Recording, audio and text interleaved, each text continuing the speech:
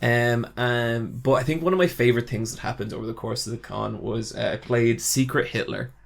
Have you ever heard of this, Neve? No, gotta explain this. Okay, so John, be careful now because it does have the word Hitler in it. Yeah. I know it has the word Hitler and fascist, and I was like, when was this fucking game made? Because like, you can't joke about that, man. I used to love a good Nazi joke back in the day. Fucking can't do that shit anymore because they're real again. John, could you tell us your favorite Nazi joke on the podcast? Okay, Oh, John, tell us about Secret Hitler. okay, no, real quick. I named my cat Blitzkrieg.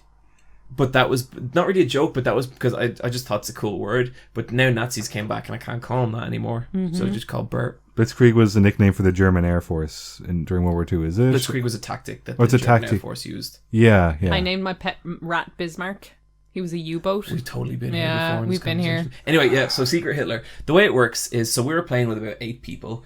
And the rules change depending on how many people are playing. But when it's 8 people, I think it's... so... You all close your... You have to, like... You all get dealt a card, and it shows you're, like, whether you're a liberal or a fascist. Oh my god, this game is... Okay. That's so black and white. Yeah, okay. Neve, I have ordered this game, and we're going to play it. Sweet. Yep. And so then, anyway, everyone closes their eyes, and the people who are fascists all have to open their eyes, and they get to see who each other are. Then... But not all of them. One of them keeps their eyes closed, and that person is Hitler. And it's the fascist job to get Hitler elected into office. Oh. And so then you all open your eyes. Oh, no. And say if Okay. you're a liberal, Yeah. you don't know who's fascist and who's liberal. So you're trying to figure out who your allies are and who's not. And there's like all these little subtleties. So like basically the way it works then is that there's all these, you pick 3 cards from a deck. And so say I'm the president. Okay. I have 3 cards. Some of them might be liberal, some of them might be fascist. And so say I get 2 liberal and 1 fascist. Then I have to give them to you, Neve. This might get a little complicated, but I'm going to try my best. And then you get to put one through. You get to decide which one goes through. And it's like first to 5 on the liberal cards and the fascist cards. Does that make sense? Yeah, okay. But say I'm a fascist. I'm like, okay, I'm going to discard the liberal card and slide you over 2 fascist cards. And you'll be like, what the fuck? Now I have to put down fascist. And I have to be like, got 3 fascists. Don't know what to tell you. Oh, I see. Or So it's a game of the seat and lies. maybe you're a fascist. And I slide over you a liberal card and a fascist card, and you put the fascist card down, and I'm like, what the fuck? I gave you a liberal and a fascist, and you're like, no, you didn't. I'm not sure you did. Yeah, exactly, and that's what it's. And then there's all these little.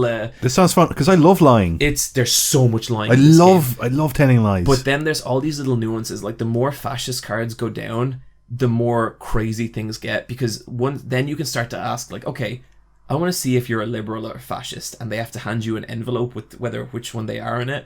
You open it up and you look at it, and so a girl I was playing with called Rachel, she asked to see whether I was a liberal or a fascist, and not only was I a fascist, I was fucking Hitler. And she just, and she's not allowed to show the card to anyone, and so she just saw it and she goes, John's a fascist, and I was like, fuck, and then I was like, no, I'm not. You're a fucking fascist. And I was like, that is insane. I'm actually a liberal and she is a fascist.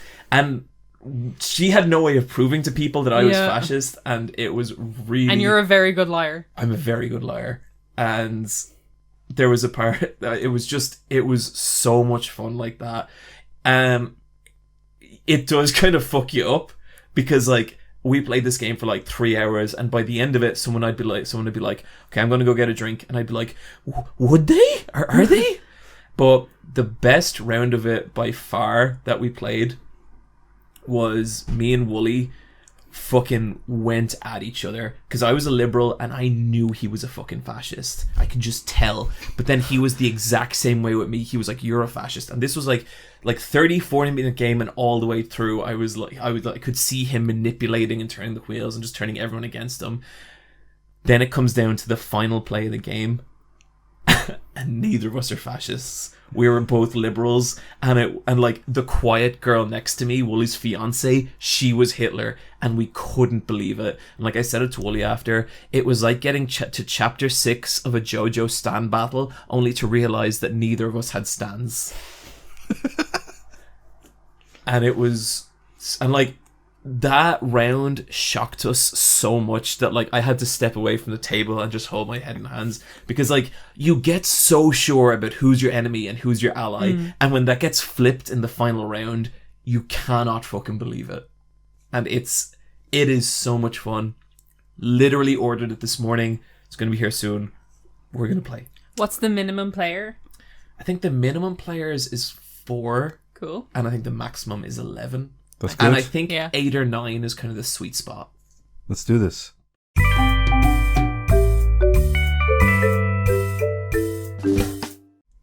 Do you guys want to talk about Secret Hitler? No. Nope.